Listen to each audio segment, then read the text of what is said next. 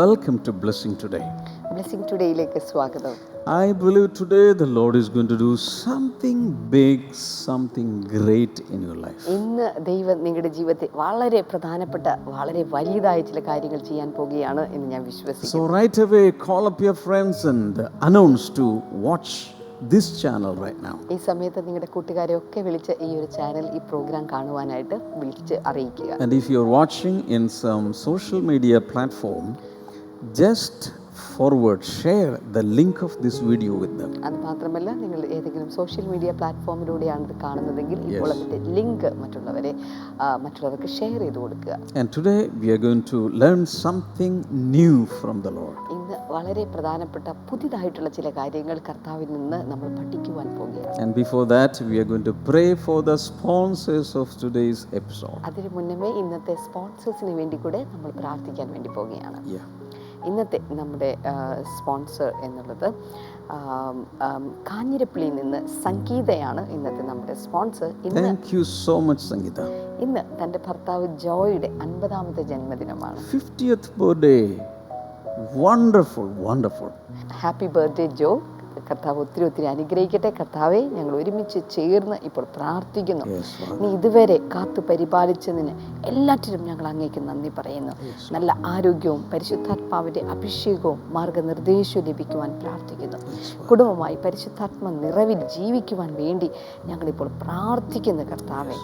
അടുത്തത് പിറവം ബ്ലെസ്സിംഗ് സെന്ററിൽ നിന്ന് ആശയാണ്. നമുക്ക് ഒരുമിച്ച് ചേർന്ന് പ്രാർത്ഥിക്കാം. കർത്താവെ, വിവാഹത്തിന്റെ തടസ്സങ്ങൾ മാറി വിവാഹം അനുഗ്രഹിക്കപ്പെടുവാൻ ഞങ്ങൾ പ്രാർത്ഥിക്കുന്നു. കോടതിയിൽ നിന്ന് കിട്ടുവാനുള്ള പേപ്പർ എത്രയും വേഗം ലഭിക്കുവാൻ കർത്താവ് കൃപ ചെയ്യണമേന്ന് പ്രാർത്ഥിക്കുന്നു. അടുത്ത നമ്മുടെ സ്പോൺസർ കൊല്ലത്ത് നിന്ന് ഏഞ്ചൽ റാണി ഫ്രാൻസിസ് ആണ്. Thank you so much, Angel Rani. കർത്താവെ, കുടുംബാംഗങ്ങൾ എല്ലാവരും വിശ്വാസത്തിൽ വരുവാനും രക്ഷിക്കപ്പെടുവാനുമായി ഞങ്ങൾ പ്രാർത്ഥിക്കുന്നു. കുടുംബത്തിലെ എല്ലാ മക്കളുടെയും വിവാഹം ദൈവഹിതപ്രകാരം നടക്കുവാൻ വേണ്ടി കൂടെ ഞങ്ങളിപ്പോൾ പ്രാർത്ഥിക്കുന്നു കർത്താവെ. അടുത്ത നമ്മുടെ സ്പോൺസർ മുംബൈയിൽ നിന്ന് George John and Marina John ആണ്. ഇന്ന് മകൻ ആലിൻ്റെയും റീത്തുവിൻ്റെയും വിവാഹ വാർഷികമാണ്. Happy wedding anniversary. കർത്താവെ, നീ കൊടുത്ത എല്ലാ നന്മകൾക്കുമായിട്ട് ഞങ്ങൾ അങ്ങേ സ്തുതിക്കുന്നു കർത്താവെ. അലിനും റീതുവും ജീവിതത്തിൻ്റെ എല്ലാ മേഖലയിലും കരിയറിലും സമൃദ്ധമായി അനുഗ്രഹിക്കപ്പെടുവാൻ, അവർക്ക് ന്യൂസിലൻഡിൽ ഭവനം ലഭിക്കുവാൻ അതിനുള്ള വഴികൾ തുറക്കപ്പെടുവാൻ വേണ്ടി കൂടെ ഞങ്ങളിപ്പോൾ ചേർന്ന് പ്രാർത്ഥിക്കുന്നു. എല്ലാ സ്പോൺസേഴ്സിനെയും പിതാവിൻ്റെയും പുത്രൻ്റെയും പരിശുദ്ധാത്മാവിൻ്റെയും നാമത്തിൽ ഞങ്ങൾ അനുഗ്രഹിച്ച് പ്രാർത്ഥിക്കുന്നു. യേശുവിൻ്റെ നാമത്തിൽ തന്നെ. ആമേൻ. Thank you so much all sponsors. May God bless you and reward you. എല്ലാ സ്പോൺസേഴ്സിനോടുള്ള പ്രത്യേകമായി നന്ദി അറിയിക്കുന്നു. കർത്താവ് നിങ്ങളെ ധാരാളമായി അനുഗ്രഹിക്കട്ടെ, പ്രതിഫലം നൽകട്ടെ. And I encourage you also to join in this journey. ഈ ഒരു യാത്രയിൽ പങ്കുകാരാകുവാൻ ഞാൻ നിങ്ങളെയും ഇപ്പോൾ പ്രോത്സാഹിപ്പിക്കുന്നു. The details are shown on the screen and you can take them down, and in future you can be one of the sponsors or partners of Blessing Today. ഇതിന്റെ details എല്ലാം തന്നെ നിങ്ങൾക്ക് ഇപ്പോൾ സ്ക്രീനിൽ കാണാൻ സാധിക്കും. ഭാവിയിൽ നിങ്ങൾക്കും ഇതിന്റെ സ്പോൺസറും പാർട്ണറും ഒക്കെ മാറുവാനായിട്ട്. And we are going to worship the Lord along with our worship team. ഈ സമയത്ത് നമ്മുടെ വർഷിപ്പ് ടീമുമായിട്ട് ചേർന്ന് നമുക്ക് ഒരുമിച്ച് കർത്താവിനെ ആരാധിക്കാം. And I believe as we worship the Lord, our hearts will be open and we will be ready to receive a fantastic message from the Holy Spirit. Amen. ഇങ്ങനെ കർത്താവിനെ ആരാധിച്ചു കൊണ്ടിരിക്കുമ്പോൾ നമ്മുടെ ഹൃദയങ്ങളൊക്കെ തുറന്ന് അനുഗ്രഹിക്കപ്പെട്ട ദൈവിക സന്ദേശത്തിന് വേണ്ടി നമ്മുടെ ഹൃദയങ്ങളെ നമുക്ക് സജ്ജമാക്കാം. Amen. Amen.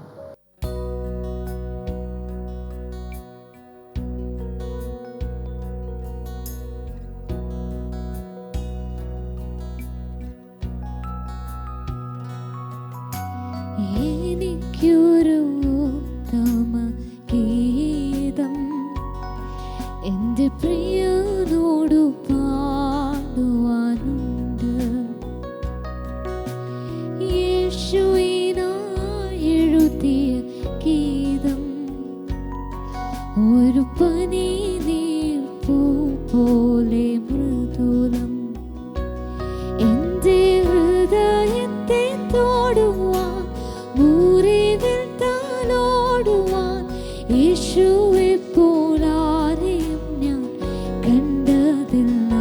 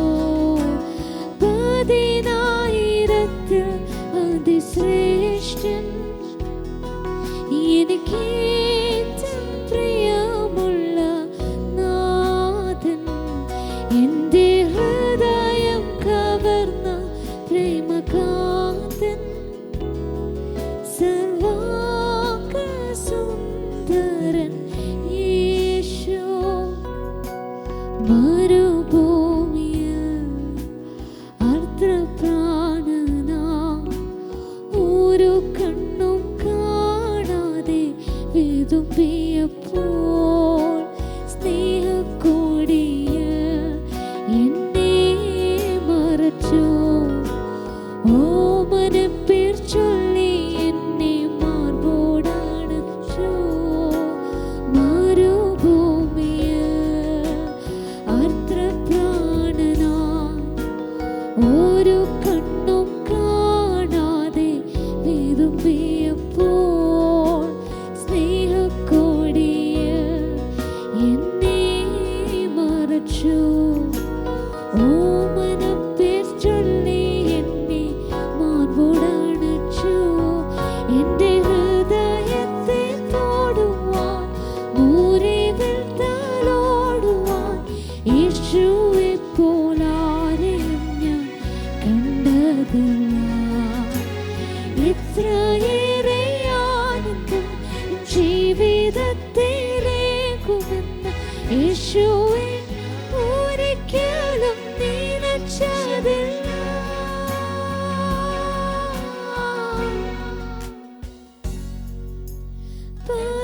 പതിനായിരത്തിൽ അതിശ്രേഷ്ഠൻ എനിക്ക് ഏറ്റവും പ്രിയമുള്ള നാഥൻ.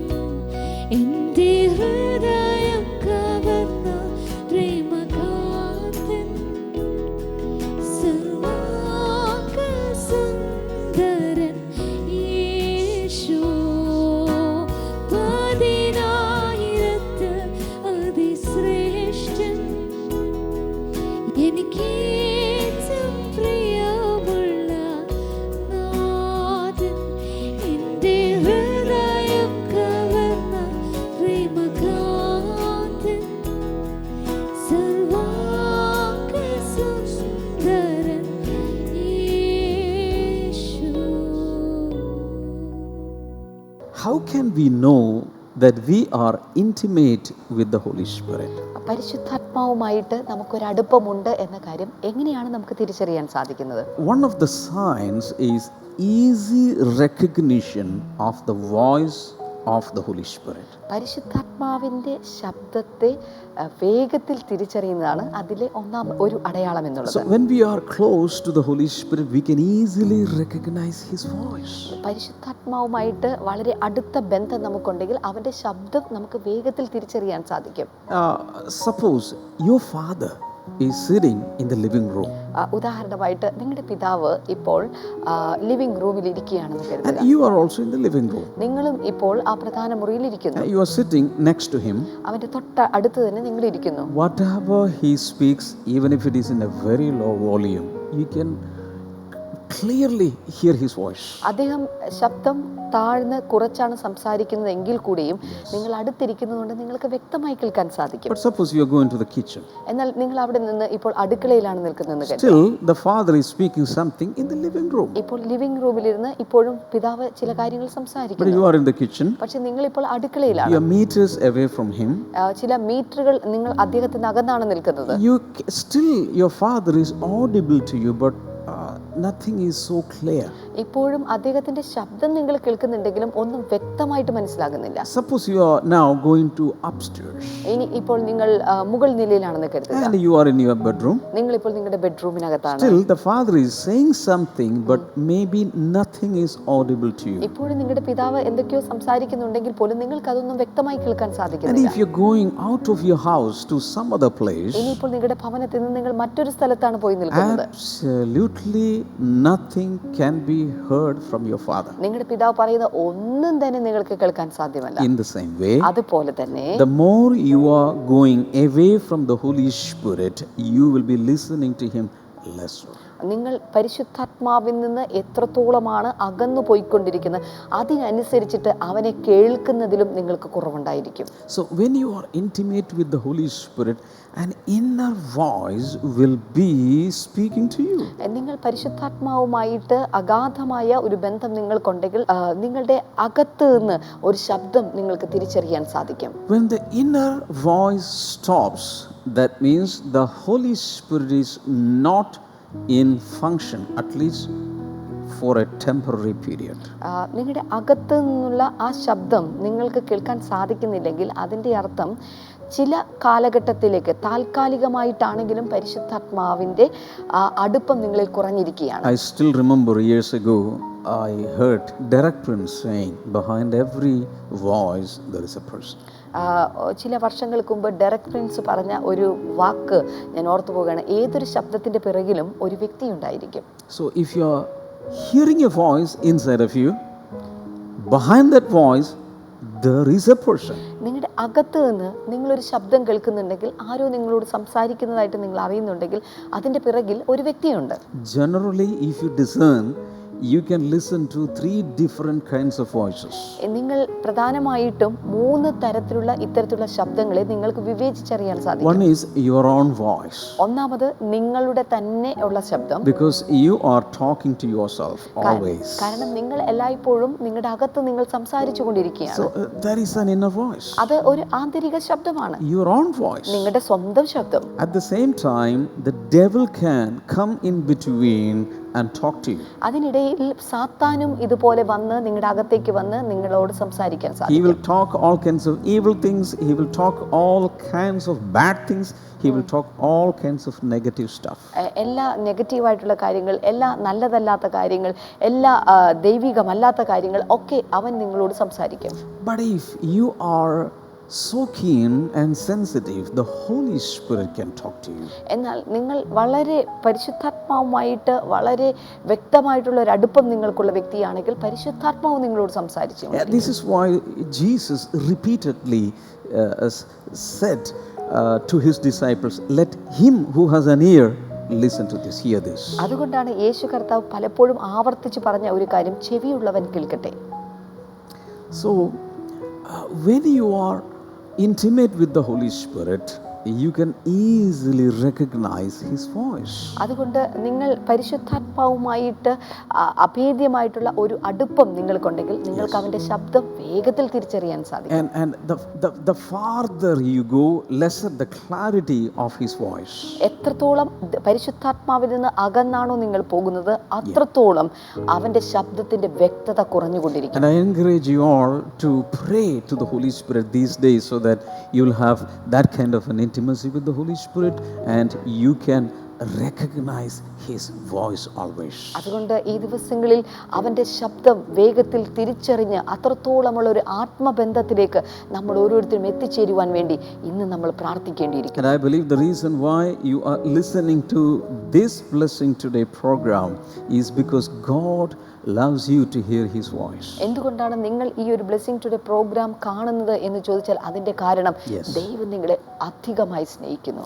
Another tip I'm going to give you to understand whether you are intimate with the Holy Spirit or not. നിങ്ങൾക്ക് പരിശുദ്ധാത്മാവുമായിട്ട് അടുപ്പമുണ്ടോ ഇല്ലയോ എന്ന് മനസ്സിലാക്കാനുള്ള അടുത്ത ഒരു ടിപ്പാണ് ഇനി ഞാൻ നിങ്ങൾക്ക് നൽകാൻ പോകുന്നത്. It is easy understanding of God's will. ഇത് ദൈവത്തിൻ്റെ ഹിതം വേഗത്തിൽ മനസ്സിലാക്കുക എന്നുള്ളതാണ്. I'm going to give you one verse from the book of Romans. ഇനി റോമർക്ക് എഴുതിയ ലേഖനത്തിൽ നിന്ന് ഒരു വേദവചനം ഞാൻ നൽകാൻ പോകുകയാണ്. Chapter 9 and verse number 1. അതിന്റെ 9-ാം അധ്യായത്തിന്റെ 1-ാമത്തെ വചനം. I speak the truth of Christ. I am not lying. My conscience confirms it in the Holy Spirit. ഞാൻ ക്രിസ്തുവിൽ സത്യം പറയുന്നു, ഞാൻ പറയുന്നത് ഭോഷ്കല്ല. എനിക്ക് വലിയ ദുഃഖവും ഹൃദയത്തിൽ ഇടവിടാതെ നോവുമുണ്ട് എന്ന് എൻ്റെ മനസ്സാക്ഷി എനിക്ക് പരിശുദ്ധാത്മാവിൽ സാക്ഷിയായിരിക്കും. So I just want to highlight this. My conscience confirms it in the Holy Spirit. ഇവിടെ ഞാൻ ഉയർത്തി കാണിക്കുവാൻ ആഗ്രഹിക്കുന്നത് 2-ാമത്തെ വചനത്തിലുള്ളത് എൻ്റെ മനസ്സാക്ഷി എനിക്ക് പരിശുദ്ധാത്മാവിനാൽ സാക്ഷിയായിരിക്കുന്നു എന്നുള്ളതാണ്. That means the Holy Spirit can speak to our conscience. അതിന്റെ അർത്ഥം പരിശുദ്ധാത്മാവിന് നമ്മുടെ മനസ്സാക്ഷിയോട് സംസാരിക്കാൻ സാധിക്കും. Conscience already has a voice. That is our own voice. മനസ്സാക്ഷിക്ക് ഒരു ശബ്ദമുണ്ട്, അത് നമ്മുടേതായ ശബ്ദമാണ്. But the Holy Spirit will come to our conscience and he will speak to our conscience. എന്നാൽ പരിശുദ്ധാത്മാവ് നമ്മുടെ മനസ്സാക്ഷിയിലേക്ക് വന്നിട്ട് നമ്മുടെ മനസ്സാക്ഷിയോട് അവൻ സംസാരിക്കും. So always the Holy Spirit can speak to our conscience. അതുകൊണ്ട് എല്ലായ്പ്പോഴും നമ്മുടെ മനസ്സാക്ഷിയോട് പരിശുദ്ധാത്മാവ് സംസാരിക്കുന്നു. So But if we are away from Him, it will be very difficult for us to know and discern what is good and what is wrong. എന്നാൽ അവനിൽ നിന്ന് നാം അകന്നു നിൽക്കുമ്പോൾ എന്താണ് നല്ലത്, എന്താണ് നന്മ, എന്താണ് തിന്മ എന്നുള്ളത് വിവേചിച്ചറിയാൻ നമുക്ക് ബുദ്ധിമുട്ടേണ്ടി വരും. So we will be struggling to know God's will. അതുമാത്രമല്ല ദൈവത്തിന്റെ ഹിതം എന്താണ് എന്നുള്ളത് തിരിച്ചറിയാനും നാം ജീവിതത്തിൽ ബുദ്ധിമുട്ടുന്നു. Always remember, sin is spiritual leprosy. എല്ലായ്പ്പോഴും മനസ്സിലാക്കുക, പാപം എന്നുള്ളത് ആത്മീയമായ ഒരു കുഷ്ഠരോഗമാണ്. If somebody has leprosy on the hand, ആർക്കെങ്കിലും കയ്യിൽ കുഷ്ഠരോഗമുണ്ടെന്ന് കരുതുക, if you touch that hand, he will not feel. ആ കൈകളിൽ ആരെങ്കിലും തൊട്ടാൽ അയാൾക്ക് അത് തിരിച്ചറിയാനുള്ള സംവേദനക്ഷമതയില്ല. It is numb. കാരണം അത് മരവിച്ചിരിക്കുകയാണ്. Even if you cut the finger, that person will not feel it. അയാളുടെ വിരൽ ഇപ്പോൾ നാം മുറിച്ചു കളഞ്ഞാലും അയാൾക്ക് അത് അനുഭവിക്കാൻ അല്ലെങ്കിൽ വേദന മനസ്സിലാക്കുകയില്ല. No pain at all. ഒരു വേദനയും തന്റെ ശരീരത്തിൽ ഉണ്ടാവുകയില്ല. So in the same way, even if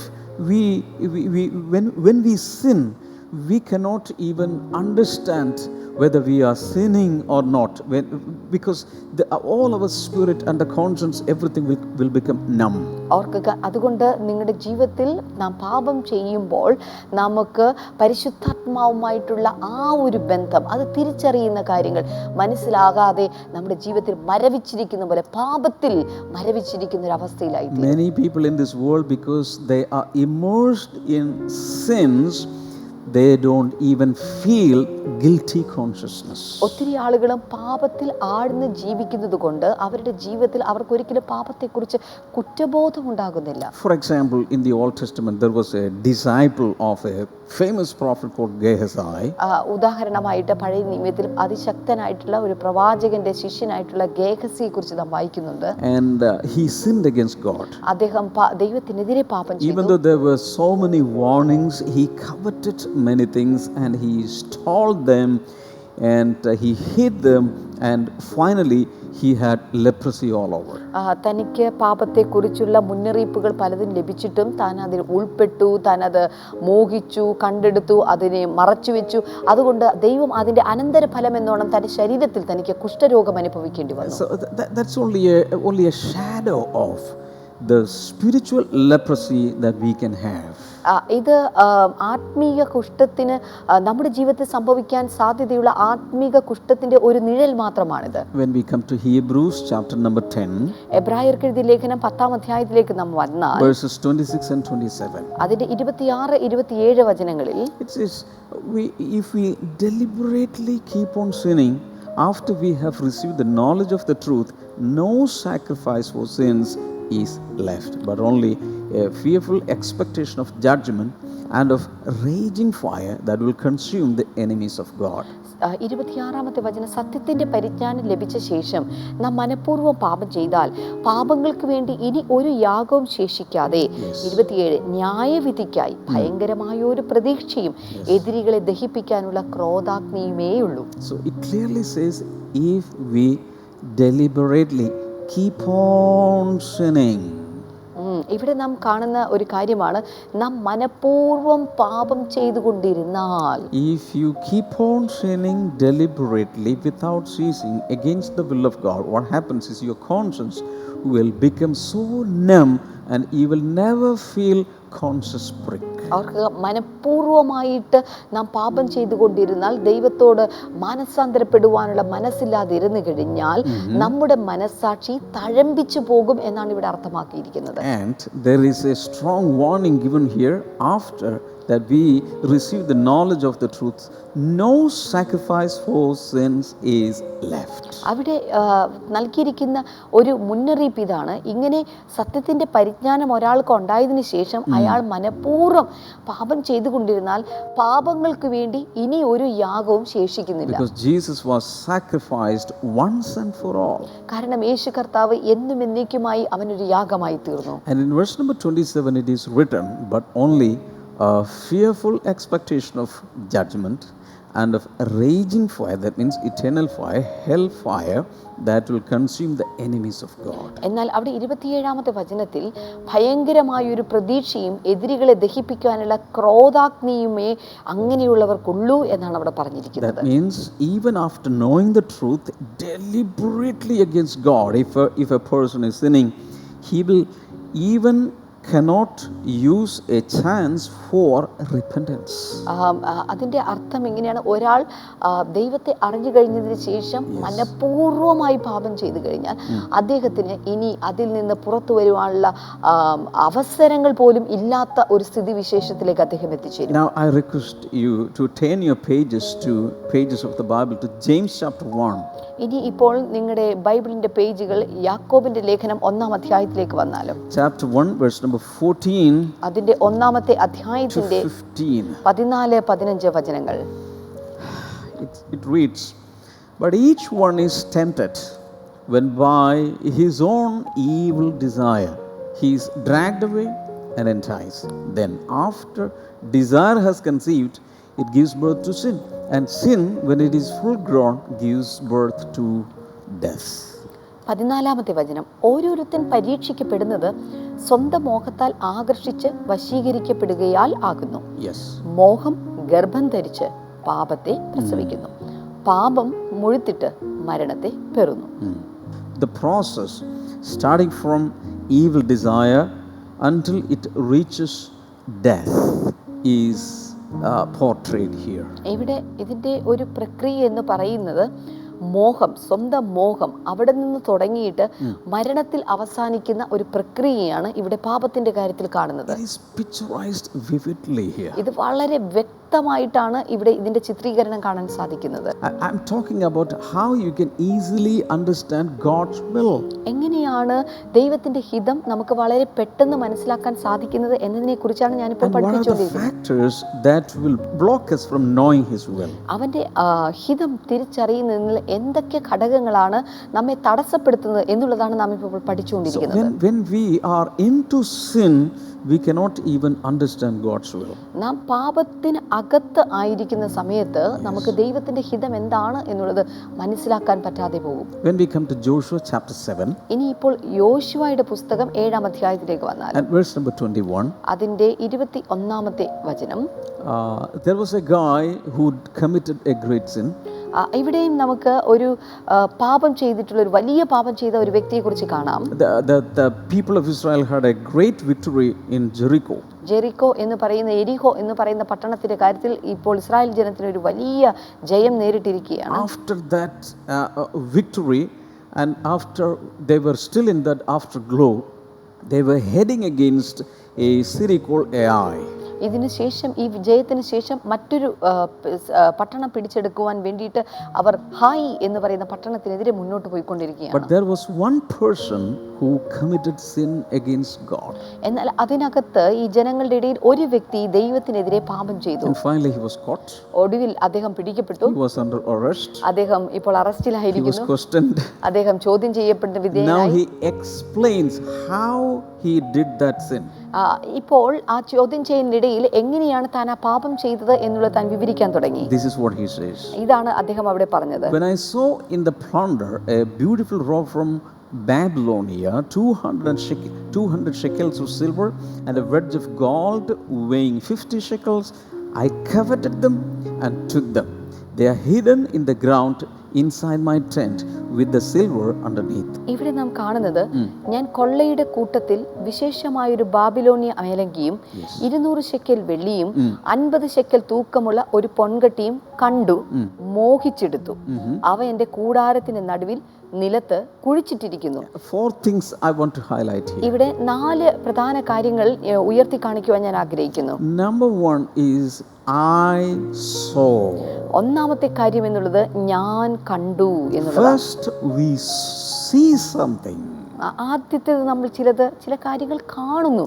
Then he says I coveted. അതിനുശേഷം അവിടെ അദ്ദേഹം പറയുകയാണ് ഞാനത് മോഹിച്ചു. Then he says I took. അതിനുശേഷം അയാൾ പറയുന്നത് ഞാനത് എടുത്തു. Then he says I hid. അതിനുശേഷം അയാൾ പറയുന്നു, ഞാൻ കുഴിച്ചിട്ട് ഒളിച്ചു വെച്ചു. So 4 things I saw. ഒന്നാമത്തെ കാര്യം ഞാൻ കണ്ടു, Then I coveted. ഞാൻ മോഹിച്ചു. That means I had a desire. അതിന്റെ അർത്ഥം എന്റെ അകത്തൊരു ആഗ്രഹം ഉളവായി. Then I took. That means action. അതിനുശേഷം ഞാൻ എടുത്തു, അവിടെ ഒരു പ്രവൃത്തി കാണാൻ സാധിക്കുന്നു. Then I hid. അതിനുശേഷം ഞാനത് ഒളിച്ചു വെച്ചു. So Eve also did the same thing.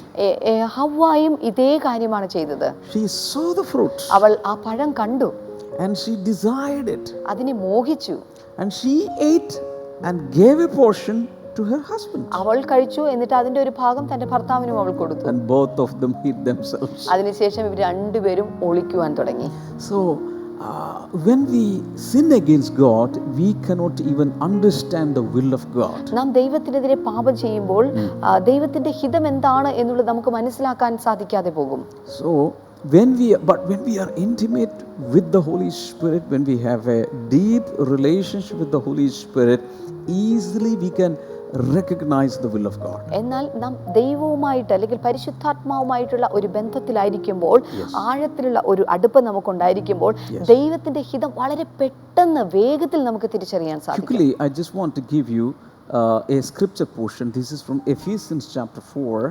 ഇനി ഇപ്പോൾ വളരെ പെട്ടെന്ന് ഞാൻ ഒരു വേദവചനം നൽകാൻ പോകുകയാണ്. എഫേസ്യർക്ക് എഴുതിയ ലേഖനം 4-ാം അധ്യായം verses 17 to 19. അതിന്റെ 17 മുതൽ 19 വരെയുള്ള വേദഭാഗങ്ങൾ.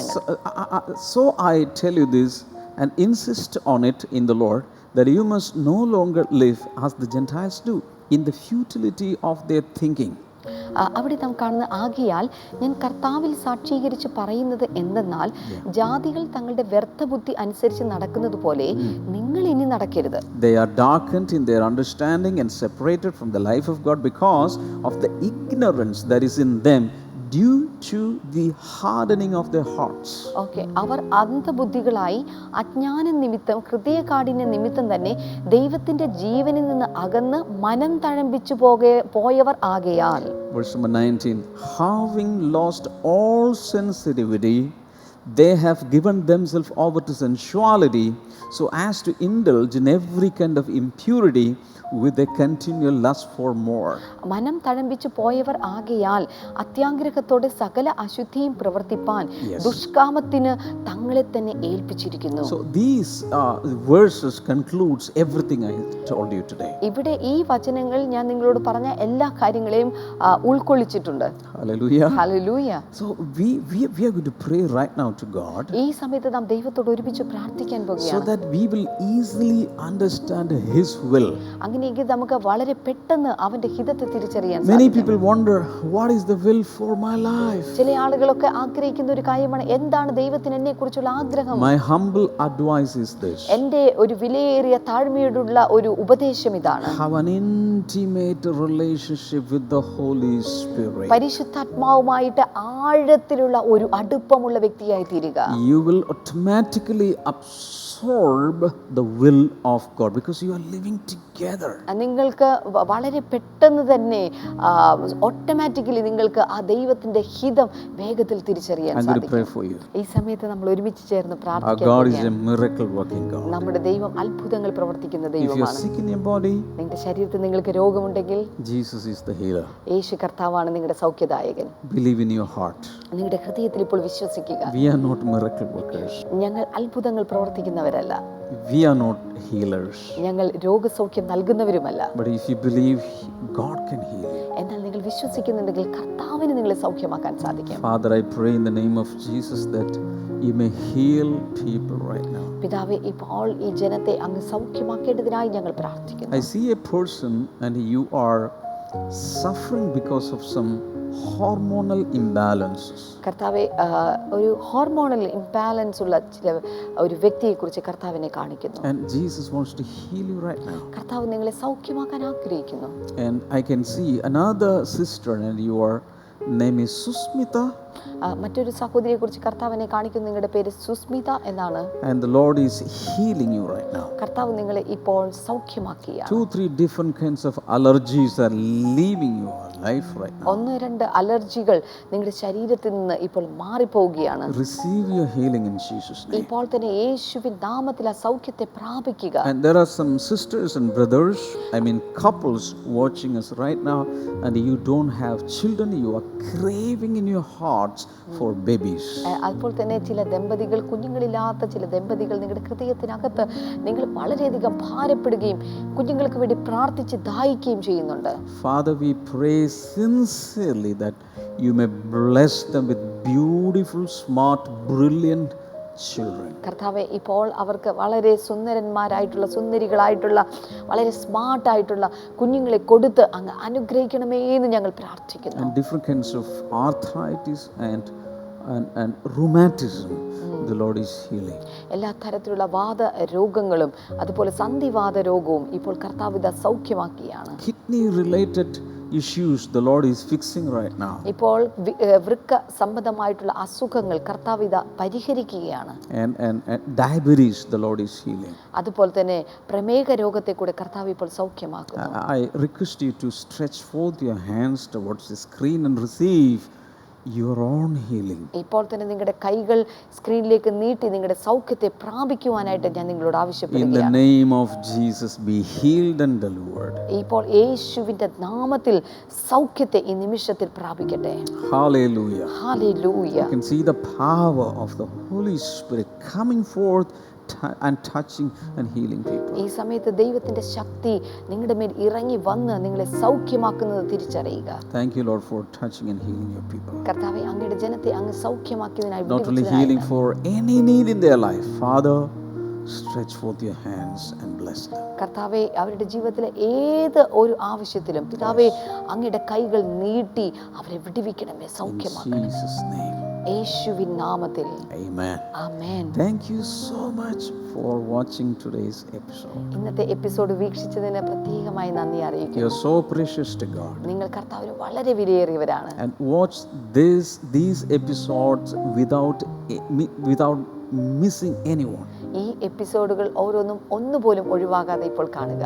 And if you have not yet subscribed to our YouTube channel, do it right away. അതുമാത്രമല്ല, ഇതുവരെയും ഈ യൂട്യൂബ് ചാനൽ നിങ്ങൾ സബ്സ്ക്രൈബ് ചെയ്തിട്ടില്ല എങ്കിൽ ഇപ്പോൾ അത് സബ്സ്ക്രൈബ് ചെയ്യുക. God bless you. കർത്താവ് നിങ്ങളെ ഓരോരുത്തരെയും അനുഗ്രഹിക്കട്ടെ. Bye-bye. ബൈ. പതിനായിരത്തിൽ അതിശ്രേഷ്ഠ